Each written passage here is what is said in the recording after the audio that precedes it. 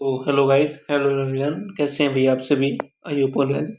सो चलिए आज की हमारी 10 minute current affair series start करते हैं। आज डेट है 10 जून। तो जितने भी भाई जो पॉलिटिक्स के रिगार्डिंग, इंटरनेशनल रिलेशंस के regarding, economy, environment, science and tech schemes, जो भी गवर्नमेंट स्कीम्स हो गई हमारी, जो भी रिलेटेड हमारा हिंदू में है ना, उसको कवर करेंगे भाई हमारा भी दिन 10 मिनट। 10 मिनट में कैसे कवर करेंगे भाई, कल जैसा कि मैंने बताया था ना आपको कि इन 10 मिनट में आपको डायरेक्शन मिल जाएगी। क्या आपको पढ़ना है, क्या मिल जाएगी आपको डायरेक्शन कि कहाँ से पढ़ना है। सो यहाँ से डायरेक्शन लेके अपना क्या करना है भाई, स्टैटिक, जो स्टैटिक है ना, जो हमारा स्टैटिक पार्ट है।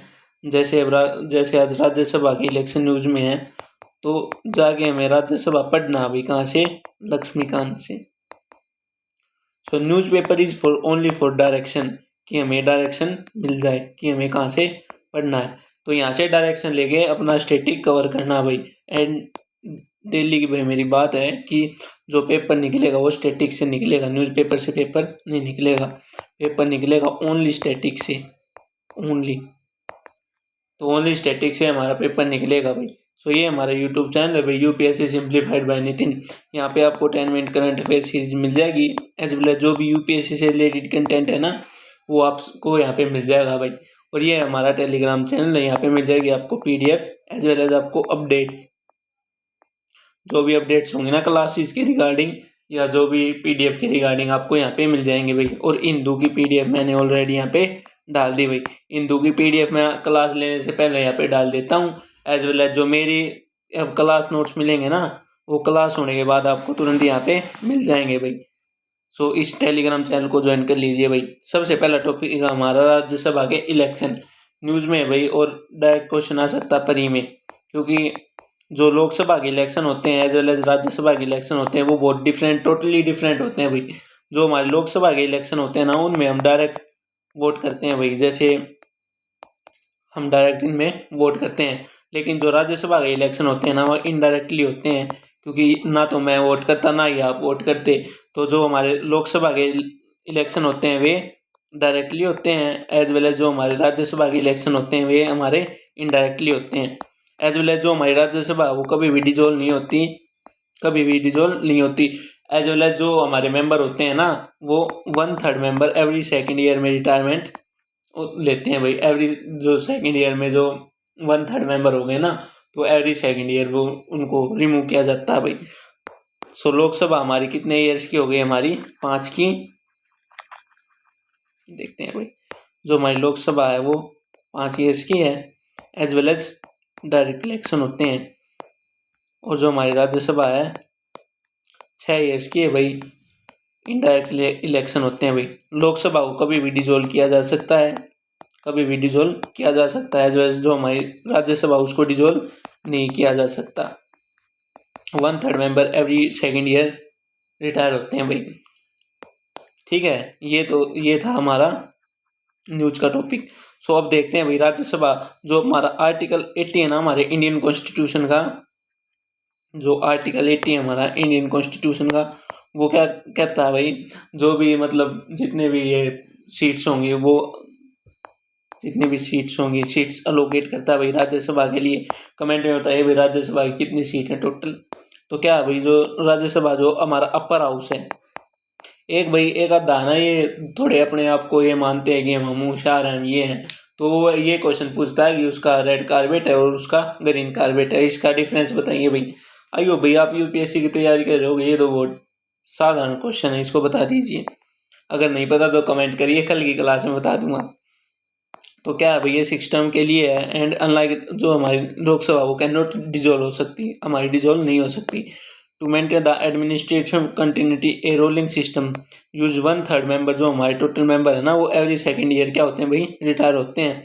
और जो वैकेंसी होती है वे फील्ड की जाती है भाई बाई एनुअल इलेक्शन, जो हर 2 साल में इलेक्शन होता है ना, उसमें हमारी ये इनडायरेक्ट इलेक्शन होता है, जिसमें जो हमारे जो हमने एमएलए चुने हुए हैं ना, वो उनमें क्या करते हैं, वोट करते हैं। कौन सी वोटिंग होती है इसमें, प्रोपोर्शनल रिप्रेजेंटेशन। और जो हम लोकसभा के इलेक्शन में वोट करते हैं वो कौन सी होती है भाई, first past the post system, क्या होते हैं भाई, जो हम लोकसभा में इलेक्शन या जनरल इलेक्शन में वोटिंग करते हैं वो कौन सी होती है भाई, first past the post system.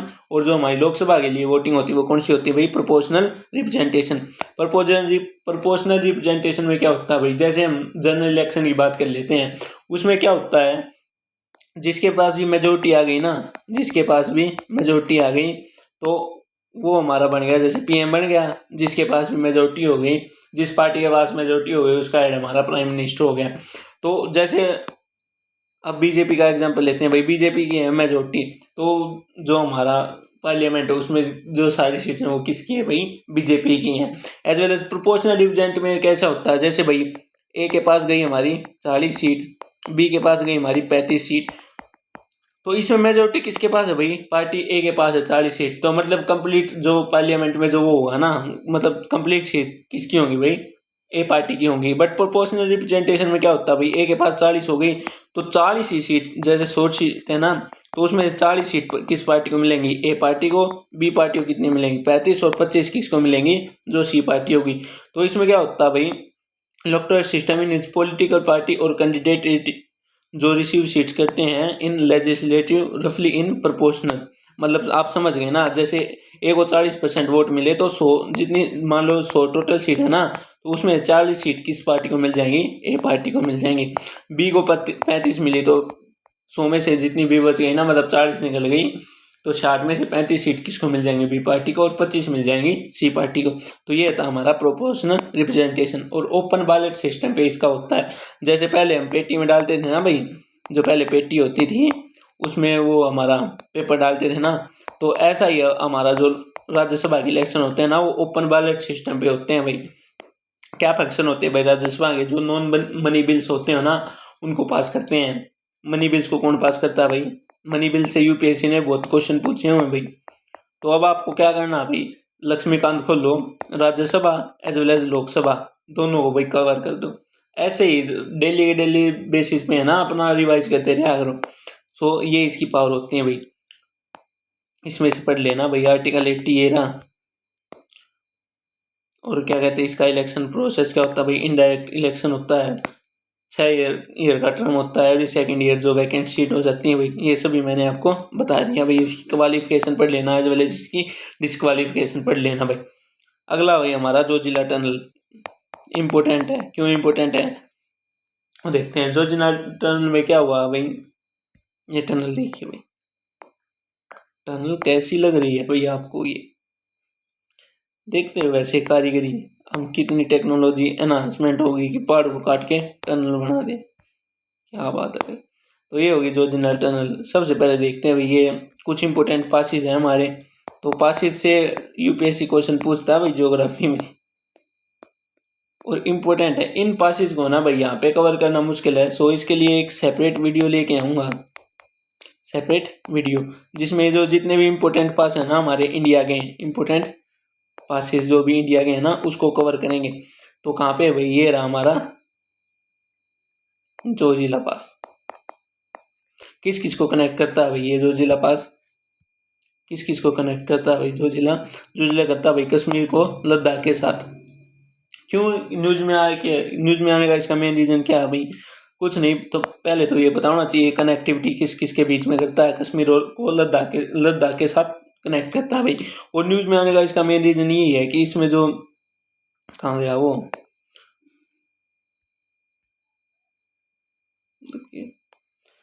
Elevated Zoji La tunnel around the, चलो इसमें भाई वो लाइन आ नहीं पाई, हाँ ये रही, जो फाइनल ब्रेक थ्रू हो गया ना।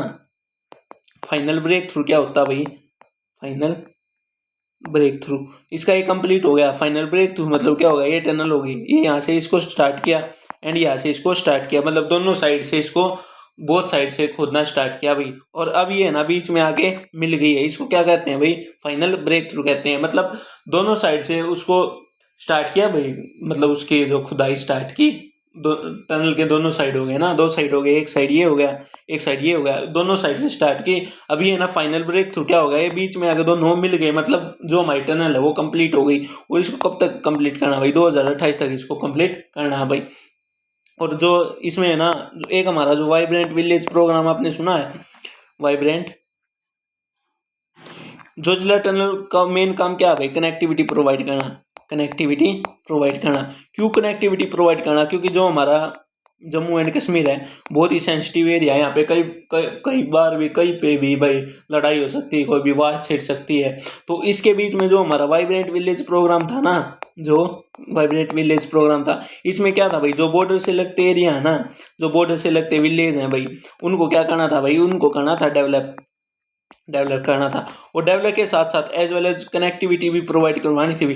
कनेक्टिविटी क्यों प्रोवाइड करवानी भाई? क्योंकि जो बॉर्डर के पास एरिया, जैसे चाइना अपना काम करता है ना, कि जैसे अपनी जो उसकी बाउंड्री उसको 2-4 कदम और आगे बढ़ा दिया कि ये मेरा एरिया है, जैसे वो साउथ चाइना सी में कर रहा, 9 डैश लाइन डाल दी भाई कि ये मेरे आइसलैंड है।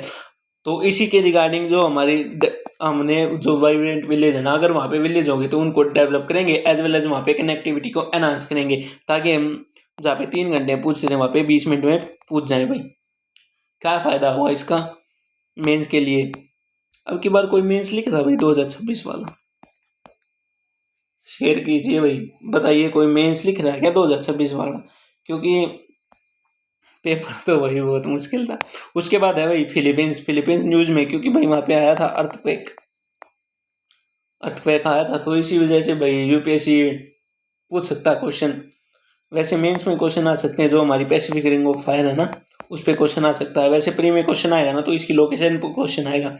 ये लुजोन हो गया, ये मिनांदो, और ये भाई 3 जो फिलीपींस है ना, 3 आइसलैंड ग्रुप में सेपरेट है भाई। जो नॉर्थ में है वो लुजोन है, जो साउथ में है वो मिनांदो है, और जो बीच में रह गया वो क्या हमारा विस्वेशियस। तो इसकी लोकेशन क्या है भाई? मनीला। फिलीपींस की लोकेशन क्या है भाई? मनीला।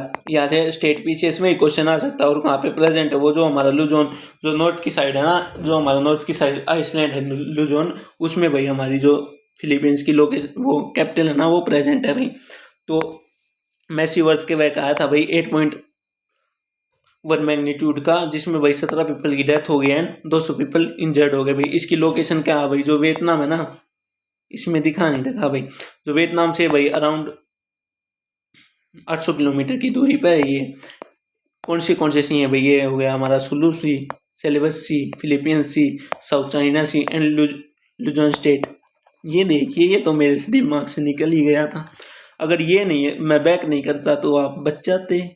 तो ये बताइए, जो हमारी लुजोन स्टेट है किस किस को सेपरेट करती है, एज वेल एज किन 2 ओशियंस हो गए या कोई भी वाटर बॉडीज होगी, किन को ज्वाइन करती है? वाटर बॉडीज तो दिख रहा है, South China Sea and Philippines Sea. तो ये बताइए किन किन को सेपरेट करती है, क्योंकि वो दिख नहीं रहा ना।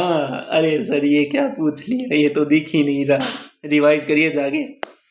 तो भाई ये 3 इसमें डिवाइड है, 3 मेजर आइसलैंड ग्रुप में, Luzon and विस्वेसिया and विस्वे Visayas Visayas विस्वेसिया नहीं भाई, विसायस एंड मिनादाओ। साउथ में ये है भाई पैसिफिक रिंग ऑफ फायर में, क्योंकि ये है ना भाई कहाँ पे प्रेजेंट है भाई? ये हमारा पैसिफिक रिंग ऑफ फायर में, जहाँ पे जो highly prone to earthquake and volcanic activity. Why भाई? जियोग्राफी का यही तो सवाल है, बताइए। जो पैसिफिक रिंग ऑफ फायर है, why there is active volcano present and why is more chance of earthquake? क्यों भाई वोल्केनिक एक्टिविटी वहाँ पे एक्टिव? वाई? देख लो 10+ जो वोल्केनो है ना वे एक्टिव है, फिलहाल एक्टिव है। मतलब वहाँ पे क्या है भाई, जो प्लेट्स हैं वे टेक्टोनिकली एक्टिव है, मतलब वे अभी भी मूव कर रही है, डाइवर्ज हो रही हैं या कन्वर्जेंट हो रही हैं, ये बताइए भाई। चलो इतना तो बता दिया मैंने क्यों है, क्योंकि वहाँ पे जो हमारी प्लेट्स हैं ना वे टेक्निकली एक्टिव है भाई। माउंटेन रेंज जो लुजेन में है वो सियारा माद्रे है, और मिनादाओ में देवता माउंटेन, जिनकी हाईएस्ट पीक कौन सी है? Mount apo. जो माउंटेन पीक्स होती है ना, यहाँ से यूपीएससी क्वेश्चन पूछता है भाई। ठीक है, अभी 2026 का रिसेंट क्वेश्चन था, क्या था 2026 का क्वेश्चन? पहला ही क्वेश्चन ये था भाई, पहले ही क्वेश्चन में उन्होंने भाई आंखें खोल दी थी सभी की। एक्टिव वोल्केनो था एक, उससे क्वेश्चन पूछा था भाई, एक्टिव वोल्केनो से क्वेश्चन पूछा था। तो डायरेक्शन मिल गई ना, यहाँ पे भी मिल गई होगी, माउंटेन रेंज से मिल गई, माउंट एपो। रिवर्स पे ही क्वेश्चन पूछ लेता है भाई, माउंट मेजर लेक्स कौन से भाई, सबसे बड़ा पता होना चाहिए। ठीक है भाई, तो यहाँ से आपको क्या पढ़ना है जियोग्राफी के लिए? जियोग्राफी जीएस पेपर 1 मेंस का सिलेबस याद होगा। ज्योग्राफी कौन सी मैथ था मेंस में, हेल्थ कौन सी मैथ था भाई, जो हमारी हेल्थ होती है, कौन से में जीएस पेपर 2 या जीएस पेपर 3 या जीएस पेपर 4 या फिर जीएस पेपर 1। तो इसमें क्या क्या पढ़ना आपने, इसकी माउंटेन रेंजेस, आज आज के हिसाब से बता रहा हूँ भाई, वो पासिस, मतलब 1-2 दिन में रिवाइज कर लेना कि इनके अंदर से एक बार निकल जाना। पासिस प्लस में क्या क्या क्या क्या क्या क्या पढ़ोगे, और जो हमारा फिलीपींस है ना उसकी लोकेशन पढ़ लेना। ठीक है भाई। अगला टॉपिक है हमारा India road through Myanmar, important topic है जीएस पेपर 2, जो हमारे इंटरनेशनल रिलेशनशिप होते हैं ना उनके रिगार्डिंग। तो म्यांमार की लोकेशन ये रही, किस किस के साथ अपनी बाउंड्री शेयर करता है भाई, थाईलैंड, लाओस, चाइना, इंडिया, क्या बांग्लादेश के साथ करता है क्या बांग्लादेश के साथ अपनी बाउंड्री शेयर, बताइए कमेंट में। तो क्या भाई, जो म्यांमार के प्रेसिडेंट थे ना, ये इनका नाम मेरे को पढ़ना नहीं आ रहा भाई, आपसे पढ़ा जाए तो पढ़ लेना। बोध गया में लैंडेड हुए थे वो, कहाँ पे, बिहार में, 30 मई 2026 को। वे डायरेक्ट कहाँ पे गए थे भाई, महाबोधि टेम्पल, कहाँ पे, बुद्धिज्म का टेम्पल, और यूनेस्को वर्ल्ड हेरिटेज साइट है। मतलब इसका क्या मतलब है कि नॉट ओनली डिप्लोमेसी नहीं, जो भी हमारे कल्चरल टाइज थे ना, जो भी हमारे कल्चरल टाइज थे बुद्धिज्म, तो India welcome Myanmar not only through language and diplomacy but shared A civilisational ties, क्योंकि बुद्धिज्म का यार इंडिया ने ना अच्छे तरीके से यूज नहीं किया। क्या आपको भी ये लगता है, जो बुद्धिज्म है, वो हमारे पीएम मोदी ने का वो कोट है ना एक, कि भारत ने युद्ध नहीं बुद्ध दिया है, तो उससे अलग बुद्धिज्म, मतलब मैं ये सोचता हूँ कि भाई चाइना ने ना बुद्धिज्म का बहुत अच्छा इस्तेमाल किया है, क्योंकि हम बुद्धिज्म से है ना, जो हमारे नेबर हैं, जितने भी हमारे नेबर हैं ना, उनसे बहुत अच्छे रिश्ते बना सकते थे बुद्धिज्म के बेस पे।